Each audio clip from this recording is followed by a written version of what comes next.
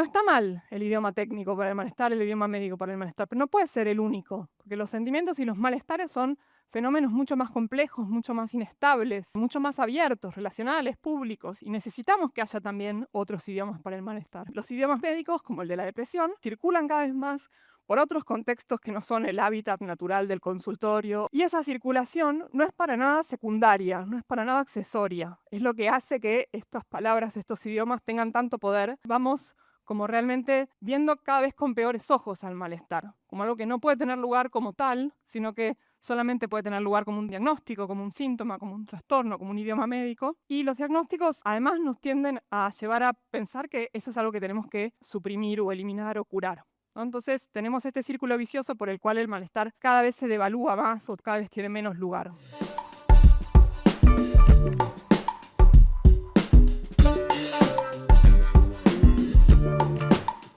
Bueno, muchas gracias a Connie por la presentación y muchas gracias por la invitación a toda la organización y muchas gracias a ustedes por estar acá.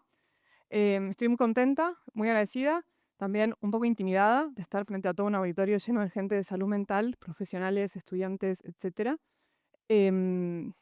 Nada, me estuve repitiendo a mí misma que me invitaron para que haga lo que hago, que no soy una infiltrada, que si están acá es porque les interesa pensar estos temas desde muchos puntos de vista, desde muchos ángulos. Pero aún así, y no solo por mis inseguridades, quería empezar hablando un poco de para qué traer a la filosofía a estos temas, a estos temas de discusión, porque primero, por ahí no saben muy bien qué hace una filósofa con temas de salud mental, o con cualquier tipo de tema, y estarían completamente perdonadas porque los filósofos no solemos saber muy bien qué es la filosofía y qué es lo que hacemos con eso.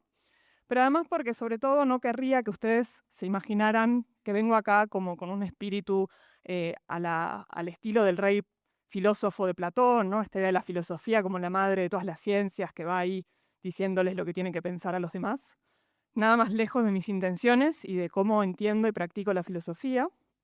A lo sumo, si me fuera a inspirar en algún filósofo antiguo, en una figura antigua de la filosofía, sería esos filósofos torpes que se caen en pozos porque van mirando al cielo o van rumiando alguna pregunta un poco disparatada. Pero incluso eso sería con cierta reserva, porque me da pena como por H o por B, ya sea porque se piense la filosofía que está por encima o porque los demás la dejen afuera porque la consideran demasiado rara o excéntrica, queda marginada de las discusiones públicas. Y yo que me da pena porque me parece que la filosofía tiene mucho que aportar a las discusiones públicas, sobre todo cuando son más difíciles, más controvertidas, más sensibles. Y es que aunque nadie sabe muy bien qué es la filosofía, no sería demasiado controvertido decir que la filosofía nos da un entrenamiento en dos cosas que son importantes para esas discusiones difíciles, ¿no? Por un lado, un entrenamiento en la incertidumbre, en las preguntas, en estar más o menos en pie, aun si no tenemos un suelo muy sólido sobre el que apoyarnos.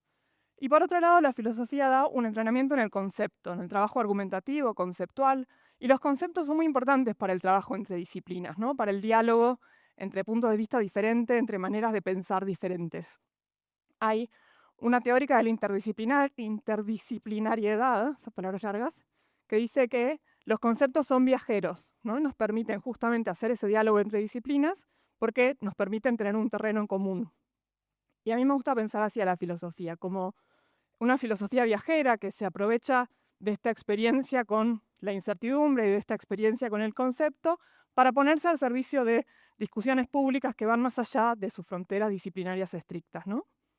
Y un poco eso es lo que quería compartir con ustedes hoy, como una especie de mini caja de herramientas que, bueno, establecimos que son los conceptos, o por ahí mejor, para una metáfora más eh, apropiada para este tipo de encuentros, una bolsa medicinal o un atado curativo, que es estas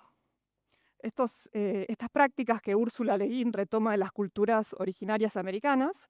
Ursula Le Guin, en este ensayito muy breve, muy precioso, que se llama La teoría de la bolsa de la ficción, nos invita a corrernos de los relatos de la guerra, del conflicto, del héroe, que son tan fundamentales para cómo en Occidente organizamos nuestras historias, ¿no? Y nos dice, pensemos más bien en la novela, en la ficción, y digo, en la filosofía, como esta práctica de ir juntando en una bolsa cosas diversas, cosas curiosas, cosas que por ahí después puedan sernos útiles o incluso curativas, y en el proceso de ir juntando, también juntarnos a nosotros.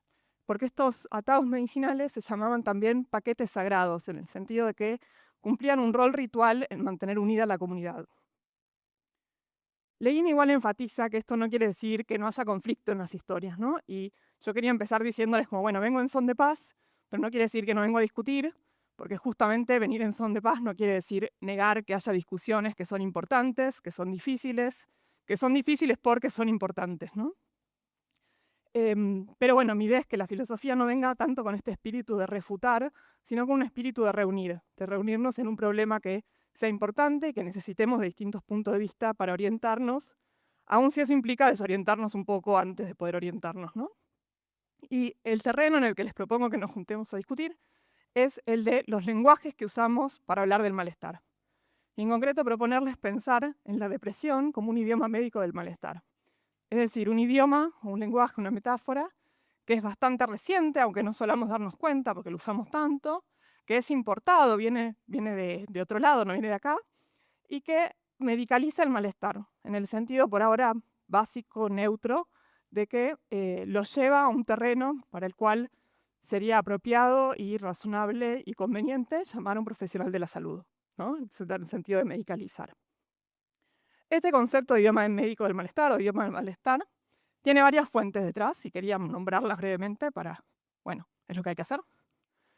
Primero, el concepto de un antropólogo, Mark Nichter, que acuñó esta idea de idioms of distress, que es lo que yo estoy traduciendo un poco como idioma del malestar, un poco libremente, para justamente aludir a la diversidad cultural en la que se viven y se expresan y se llegan a entender o no los síntomas y los malestares. Y él está pensando en enfermedades físicas hasta mentales y toda la variedad psicosomática que hay en el medio.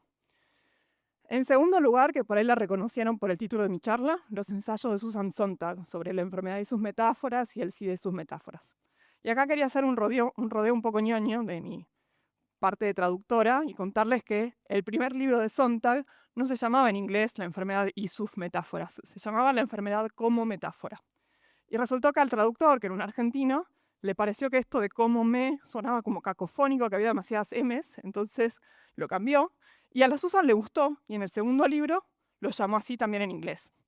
Y lo que me resulta interesante de esta vuelta, de esta historia, es que son dos ideas muy distintas, ¿no? La enfermedad como metáfora y la enfermedad y sus metáforas, pero aún así estaban las dos presentes en el libro de Sontag.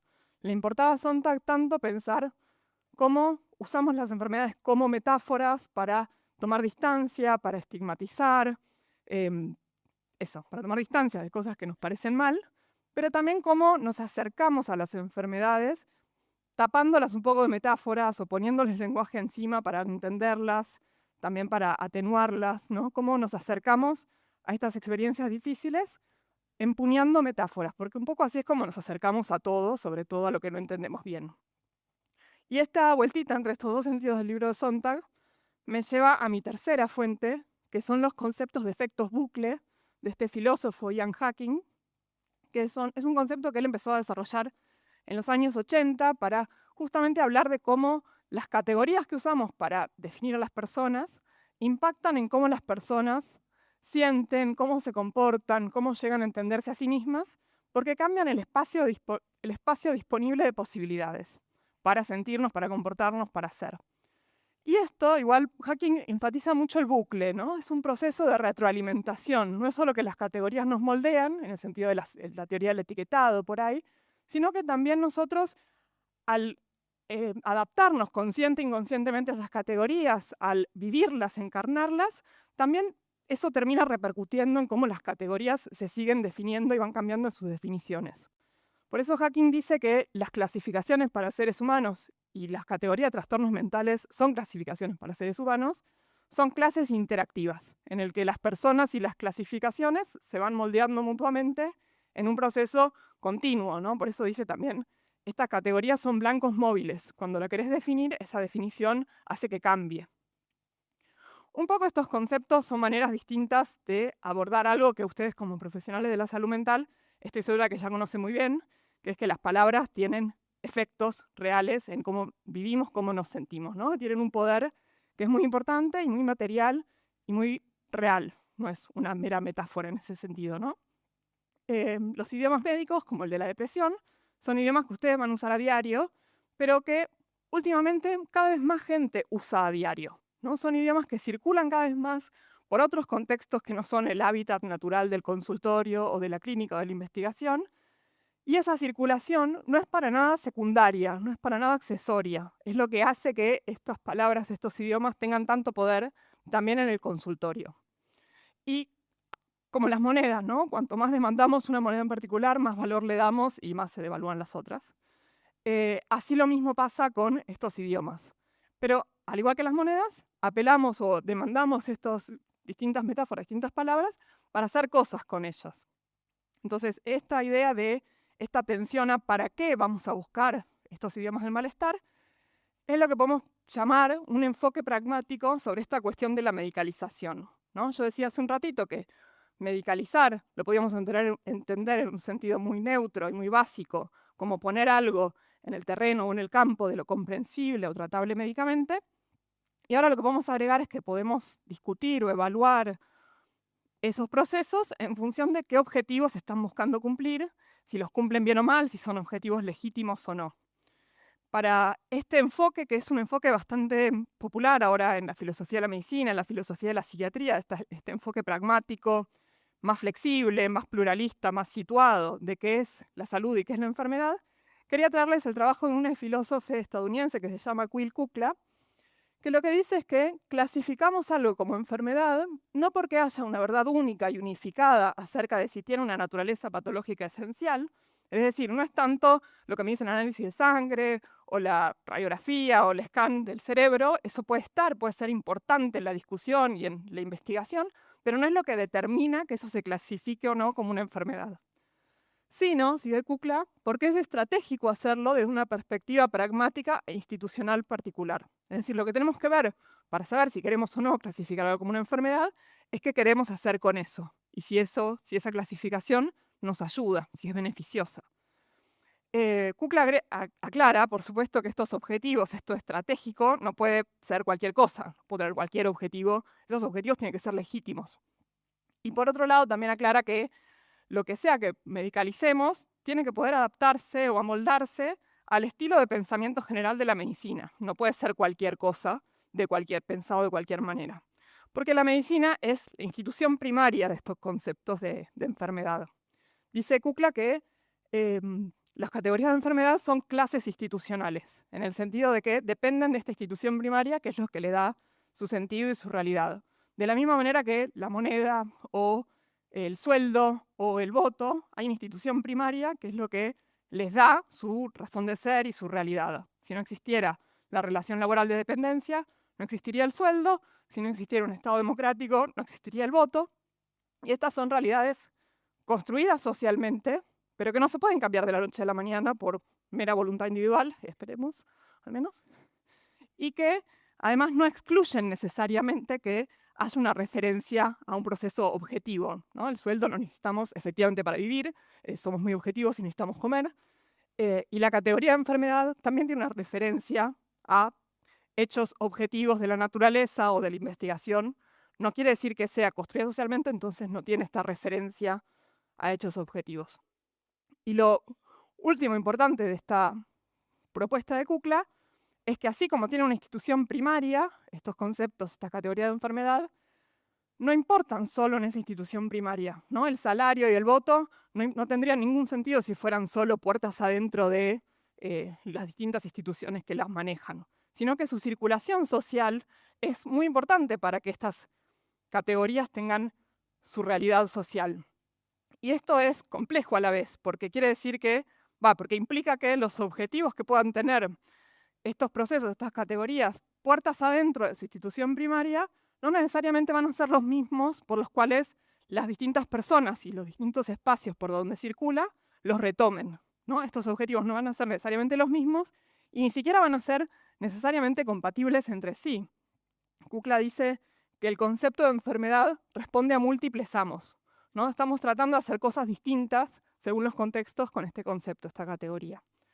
Y esto, como decía, es complejo, ¿no? Nos da una complejidad social muy difícil de resolver, pero a la vez me parece que como manera de pensar estas discusiones es muy útil, porque nos permite ver que varias cosas pueden ser ciertas a la vez, ¿no? Puede ser útil medicalizar de acuerdo a objetivos más cercanos a su institución primaria, ¿no? Puede ser muy útil medicalizar el malestar para los fines de la investigación, para los fines de la clínica, para diseñar políticas públicas, para tener epidemiología. Necesitamos una categoría más o menos validada y que podamos ponernos de acuerdo y que sea objetiva y científica, etc.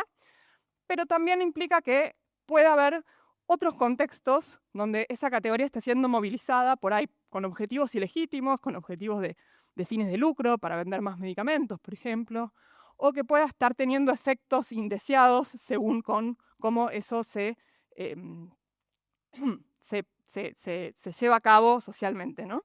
Entonces esto nos permite entender que los procesos de medicalización son procesos plurales, muy complejos, que están llenos de estos efectos bucle, pero también de estas negociaciones y de estas contradicciones en los intereses por los cuales los retomamos y los aplicamos, que no es que se decide en bloque o por algún comité de especialistas y eso ya tiene realidad social, ¿no? Para que los procesos de medicalización realmente prendan, tienen que servirle a muchas personas de distintas maneras para que eso pueda circular socialmente y eso adquiera esta realidad que tienen estas categorías. Y eso también implica que si vamos a evaluar estos procesos, si vamos a tratar de ver si realmente era estratégico, si era beneficioso, vamos a tener que considerar también toda esa vida pública que tienen las categorías de enfermedad. No podemos quedarnos con mirar solo cómo funciona puertas adentro de la institución primaria que tienen. Entonces necesitamos preguntarnos con qué objetivos se lo está retomando en esa vida pública, ¿no? ¿Qué trabajo le estamos pidiendo que hagan estas categorías, estos idiomas médicos, para entender el malestar en nuestras relaciones cotidianas, en nuestras interacciones por fuera de esta institución primaria?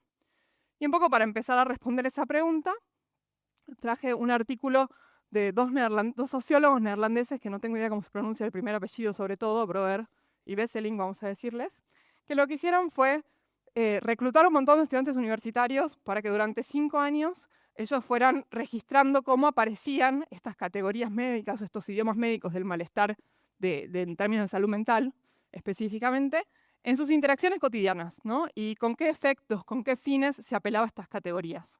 Y ellos, en función de su frecuencia, encontraron estos 5. En primer lugar, la idea de, dar sentido, ¿no? Entender mejor una experiencia de malestar que es difícil e incómodo no saber de qué se trata, ¿no? Y esto es muy fácil de reconocer, es muy fácil de pensar un montón de ejemplos. Hace unos días salió un artículo de un filósofo de la medicina y un psiquiatra que llaman a esta especie de clic de alivio de, era eso lo que me pasaba, lo llaman efecto Rumpelstiltskin, por ese el enano de los cuentos del cuento de los hermanos Grimm, que está extorsionando a una reina para que le dé su primer hijo varón, y le dice, bueno, pero te salvás de mi extorsión si podés adivinar mi nombre, si me decís cómo me llamo. Y este nombre, lo que estos autores comentan es, ¿no? Este nombre tan esotérico, tan difícil de adivinar. La reina prueba Juan, Pablo, Pedrito, y ninguno era, ¿no? El hecho de que sea un nombre con este aura difícil, este aura técnica en estos idiomas médicos, también aporta a la sensación de alivio de, era eso lo que me pasaba, ¿no? Como hay un aura de autoridad implícita en estos idiomas que contribuye a esta función que están cumpliendo. Y esto también en relación con el segundo sentido, ¿no? De negociar responsabilidades o negociar culpas. Bueno, no es mi culpa, es que me pasaba esto. También que sea este concepto con este aura también aporta y ayuda, podemos decir. La tercera función es de manejar las relaciones interpersonales, ¿no? Manejar la distancia o la cercanía apelando a estos conceptos. La cuarta, y muy relacionada con las anteriores, igual, sobre todo con la 2 y la 3, la de desafiar normas de felicidad obligatoria, de actividad obligatoria, ¿no? Poder decir, bueno, si es que no estoy cumpliendo con las expectativas de estar alegre o ser productivo y demás, es porque tengo esto, ¿no? Concepto que ayuda a desafiar normas. Y la quinta función es la de ayudar a definir la identidad. Me parece interesante cómo esta idea de la identidad aparece recién en quinto lugar, porque tengo la impresión de que en muchas de las discusiones públicas sobre cómo se expanden los idiomas médicos del malestar, esta idea de, la gente se define según sus trastornos, es una de las cosas que más ruido hacen, o más se discuten, o más se deploran incluso. Y me parece interesante pensar que, si esas categorías están siendo más disponibles para ser retomadas en una definición identitaria, también es porque las estamos usando para muchas otras cosas y quizás un poco todos estamos participando de esta práctica de darles más peso, de darles más lugar y más relevancia a estos idiomas médicos, ¿no? Y si después están disponibles para ser parte de un proceso identitario, también es porque es un proceso que participamos de forma mucho más amplia y por ahí también más sutil, que no nos damos cuenta que estamos participando de eso.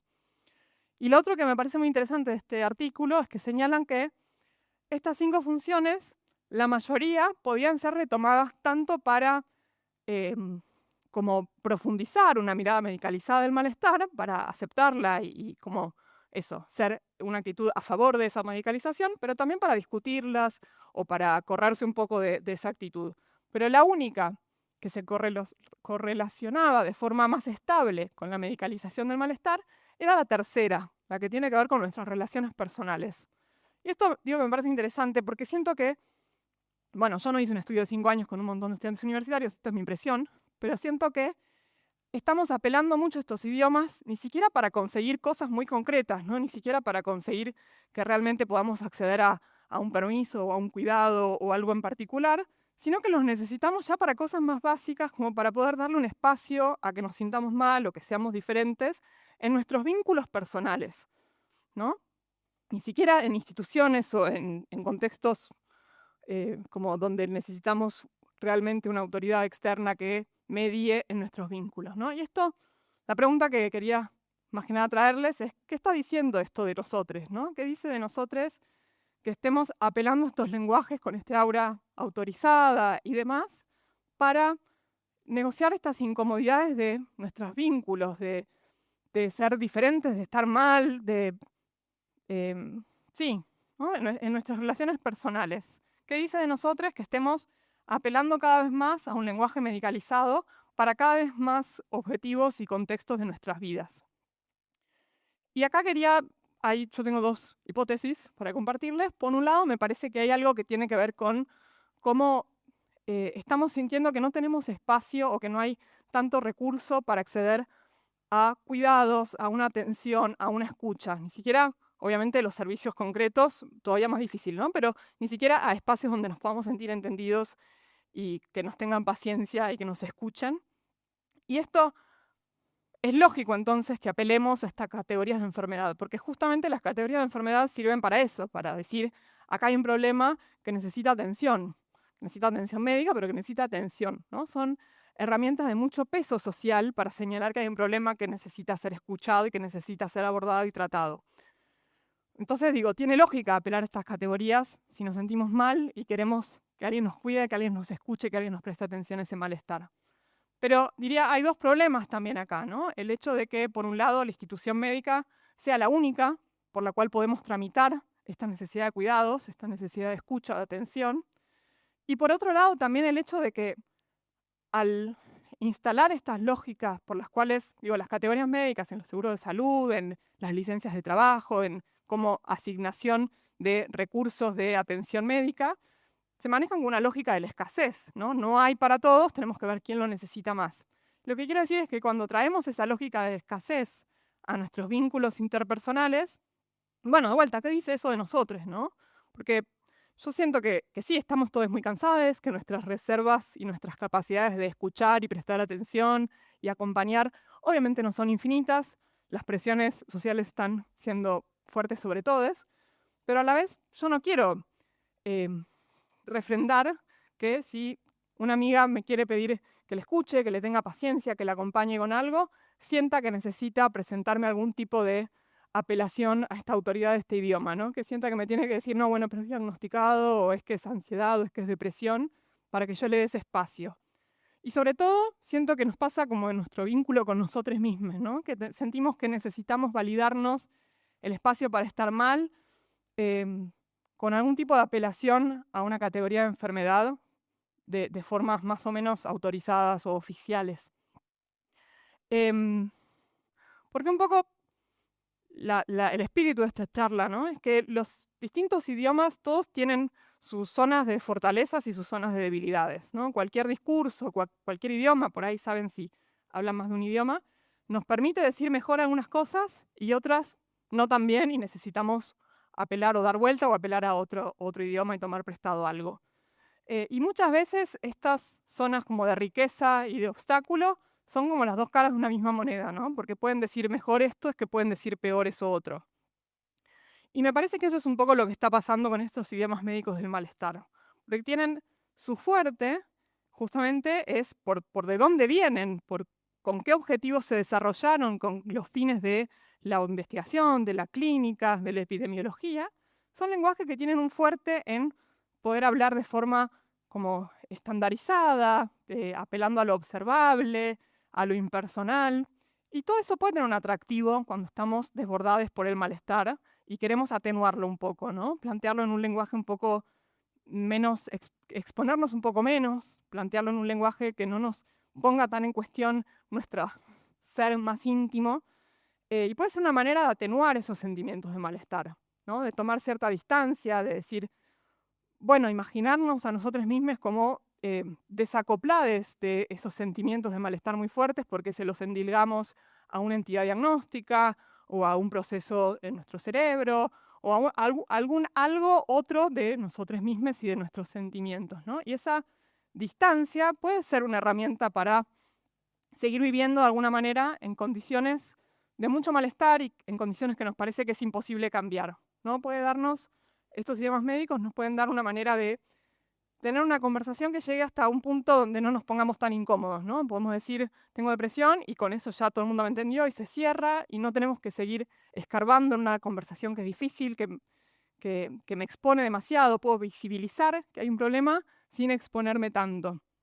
Pero este atractivo o esta fuerza que pueden tener estos idiomas médicos puede ser también su contracara o su riesgo con ciertos efectos por ahí no tan buenos, ¿no? Puede ser que necesitemos justamente seguir esa conversación difícil para tratar de encontrar una manera de cambiar esas situaciones que se sienten tan difíciles de cambiar. Entonces, el último concepto que quería traerles es el concepto de injusticia afectiva, ¿no? Y preguntarnos si este proceso de medicalización que convierte los sentimientos en otra cosa, que pueden ser diagnósticos, síntomas, idiomas médicos, es también, o lo podemos pensar también como una forma de injusticia afectiva. Este concepto lo propusieron el mismo año estas dos filósofas, Shiloh Whitney y Amya Srinivasan, y lo que ellas estaban tratando, eran dos discusiones sobre la ira, ¿no? Y lo que estaban tratando de apuntar con este concepto de injusticia afectiva es cómo la injusticia o el daño de que no nos dejen sentir lo que tenemos derecho a sentir, ¿no? Sentimos algo que es completamente razonable, comprensible, que sintamos en un determinado contexto, pero no se le da cabida o no se registra ese sentimiento como tal. O sea, no es que estás enojada porque hubo una injusticia, sino sos una histérica. O podemos pensar si puede ser también eso, no estás enojada, no es un sentimiento, sino es un síntoma de un trastorno, ¿no? El dibujito que les puse acá, lo que hace un poco esta injusticia afectiva y esta pregunta de la medicalización como injusticia afectiva, es devolver el sentimiento hacia adentro. Ya no es algo que nos dice algo sobre el mundo, que nos indica algo en el contexto que nos puso de determinada manera de sentimiento de malestar, sino algo que habla de lo que pasa adentro, ¿no? Y el tercer nombre que les traje ahí es Emily Martin, es una antropóloga que hizo una etnografía de la bipolaridad muy interesante, un diagnóstico que ella misma tenía, y que lo que ella señalaba era cómo cuando una persona recibía un diagnóstico de un trastorno del estado de ánimo en particular, sus sentimientos ya no se leían por default como algo que tenía que ver con sus vínculos o con las cosas que les pasaban, sino como ella dice, los chirridos de una máquina rota, ¿no? Algo que son meros signos o síntomas de algo que estaba pasando adentro y no relacionalmente. Entonces, lo que pasa con este proceso, esta conversión de los sentimientos en otra cosa, es que justamente los sentimientos pierden esta capacidad de hablar sobre el mundo, ¿no? Pierden esta fuerza afectiva, dice Whitney, que, insisto, puede ser algo que deseemos, puede ser que queramos que el sentimiento tenga menos fuerza afectiva porque su fuerza afectiva nos hace sentir muy mal. Pero me parece importante pensar en qué costo tiene también cuando tratamos de atenuar los sentimientos así. Porque lo que enfatiza mucho Whitney es que la validación de las emociones no es lo mismo que realmente darles cabida como emociones. No es lo mismo que realmente escuchar el sentimiento como tal y dejar que el sentimiento tenga esta función comunicativa que puede tener, ¿no? Los sentimientos son comunicativos, son relacionales, son públicos en un montón de sentidos, lo que no quita que también sean personales y que estén encarnados en otro montón de sentidos, ¿no? Pero quitarles todo eso, podemos pensarlo como una forma de injusticia afectiva. Se me hizo un blanco. Pero bueno, un poco lo que yo quería traerles es que, sí, lo que quería decir de la injusticia afectiva, esto de la fuerza afectiva, es que no quiere decir tomar a los sentimientos como fuentes de verdad, ¿no? No quiere decir que yo tenga que escuchar al sentimiento, entonces todo lo que me dice el sentimiento lo tomo porque si no sería una injusticia afectiva. Para mí esto de la fuerza afectiva tiene que ver más bien con la demanda al diálogo, con la demanda al sentimiento de acá hay algo que quiero que escuches y que quiero que conversemos sobre eso. Puede no ser la verdad, pero puede ser un punto de partida para una exploración y una discusión. Y lo que pasa con los idiomas médicos es que tienden a desalentar esa escucha, porque tienden a pensar estos sentimientos justamente por default como síntoma, como algo que habla de que algo falló, o algo está roto, o hay algo que hay que curar o eliminar o reducir. No nos permiten o no nos alientan a pensarlos como algo a lo que hay que darle lugar. Y esto da este círculo vicioso por el cual vamos como realmente viendo cada vez con peores ojos al malestar, como algo que no puede tener lugar como tal, sino que solamente puede tener lugar como un diagnóstico, como un síntoma, como un trastorno, como un idioma médico, lo cual, insisto, ¿no? Puede ser una manera de tratar de darle lugar al malestar, apelando a estas herramientas, creo que para eso las buscamos, pero también dan lugar a este círculo vicioso por el cual el malestar entonces no puede tener lugar como tal, sino solamente como un diagnóstico, y los diagnósticos además nos tienden a llevar a pensar que eso es algo que tenemos que de alguna manera suprimir o eliminar o curar, ¿no? Entonces tenemos este círculo vicioso por el cual el malestar cada vez se devalúa más o cada vez tiene menos lugar. Y lo que quiero enfatizar un poco para ir acercándome al cierre, es que para mí el problema no son los idiomas médicos en sí mismos, ¿no? Como decía, todos los idiomas nos permiten hacer cosas mejor y otras peor, ¿no? Todos tienen sus funciones, sus ventajas, lo que nos ilumina y lo que oscurecen. Pero el problema me parece es que por cómo los estamos usando, los idiomas médicos van como produciendo estos círculos viciosos por los cuales los necesitamos cada vez más para cada vez más cosas. Y eso hace que vayan desplazando otros idiomas para el sentimiento, para el malestar. No está mal el idioma técnico para el malestar, el idioma médico para el malestar, pero no puede ser el único, porque los sentimientos y los malestares son fenómenos mucho más complejos, mucho más inestables, mucho más abiertos, relacionales, públicos, y necesitamos que haya también otros idiomas para el malestar. Entonces, para hacerle honor un poco a este espíritu de tengamos más idiomas para el malestar, quería traerles para cerrar un poema de una poeta norteamericana, estadounidense muy famosa, Mary Oliver, que dice así: Los usos de la pena. Este poema lo soñé. Alguien a quien amé un día me regaló una caja llena de oscuridad. Me llevo años a entender que eso también era un regalo. Quería traerles, lo voy a dejar porque es un poema muy instagramable. Quería traerles este poema para un poco subrayar dos ideas centrales que quería compartir y dejarles hoy. Primero, esta idea de la pluralidad de los lenguajes, ¿no? Que necesitamos más idiomas para hablar del malestar.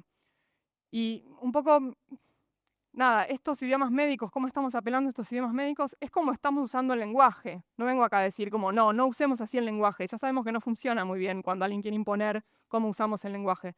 Pero tratar de pensar de dónde viene, por un lado, y tratar de resistir un poco estas dinámicas por las cuales se vuelven idiomas más monopólicos, ¿no? Que van desplazando a los demás.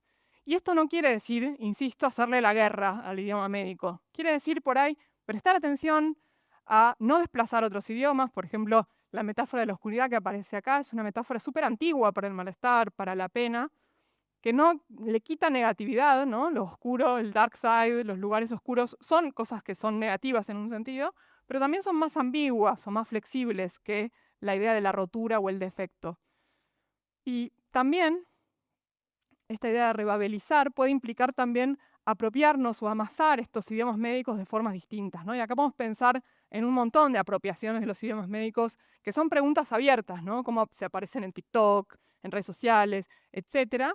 Acá lo que les traje de este lado es una imagen de una performance, una intervención del 2003 en Chicago, de un grupito de activistas queer, que justamente lo que plantean en el cartel dice, ¿estás deprimido? Por ahí sea política, ¿no? Usar estos idiomas médicos para plantear otras discusiones, aprovechar esa fuerza que tienen para reenviarlos a otras discusiones, puede ser también una manera de abrir la conversación, ¿no? Es una pregunta abierta, los efectos que tiene, pero al menos nos da la pauta de que la conversación es más plural, de que estamos dándole forma a estos lenguajes médicos en vez de que simplemente nos dé forma un idioma ajeno y acuñado en otro lugar.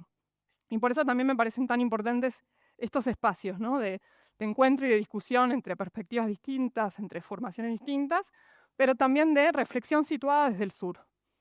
Y la segunda idea que quería enfatizar y subrayar es esta idea de darle espacio al dolor y de darle espacio al valor del dolor, que no quiere decir que lo romanticemos o que neguemos su negatividad, ¿no? El dolor obviamente se siente mal, eso es una negatividad irreductible del dolor y del malestar, y también puede ser que en ciertos contextos nos parezca útil medicalizarlo, ¿no? La medicalización, que puede ser buena y estratégica y productiva, no quita que el dolor no es siempre negativo o no es solo negativo.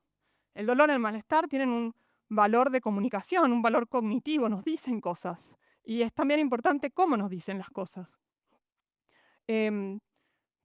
Amia Srinivasan dice esta idea de el dolor puede que tenga un valor afectivo, cómo nos dice un valor, cómo nos dice las cosas el dolor, y no solamente saber que las cosas son malas, ¿no? Puede haber un valor en sentir la injusticia del mundo en lugar de simplemente saber que el mundo es injusto. Esto porque el dolor tiene un valor motivacional también. Si me estoy quemando y me duele que me estoy quemando, no es solo la información me estoy quemando, es también sacar la mano del fuego. Y el dolor tiene para mí un valor vital, que es como la contracara. El dolor es la contracara de todo lo que nos importa, ¿no? Si algo nos importa, nos duele, nos damos cuenta que algo nos importa cuando nos damos cuenta que nos dolería perderlo. Y eso es algo que me parece súper importante en momentos de tanta indiferencia, de tanta desafección, de tanta apatía, ¿no? Recordar que si las cosas nos duelen es porque también nos importan.